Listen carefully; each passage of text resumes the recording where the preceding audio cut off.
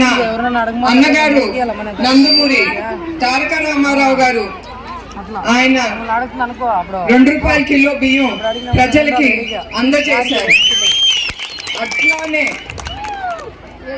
చంద్రబాబు నాయుడు గారు మన అన్నపూర్ణ ఆంధ్రప్రదేశ్ కి ఆకలి అనే మాట వినకూడదు, చూడకూడదు అని ఆయన అన్నా క్యాంటీన్ స్థాపించారు.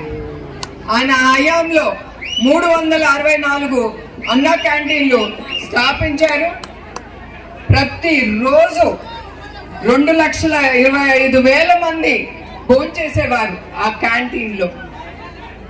ఒకే సంవత్సరం, ఆ ఒక్క సంవత్సరంలో 7,50,00,000 మంది భోంచేశారు. అట్లాంటిది మీరు ఎక్కడైనా విన్నారా?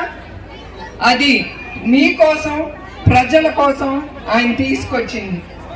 ఈ ప్రభుత్వం ఇవన్నీ చూడలేక మన అన్నా క్యాంటీన్లన్నీ మూసేసి కొన్నవుతే కూల్చివేశారు.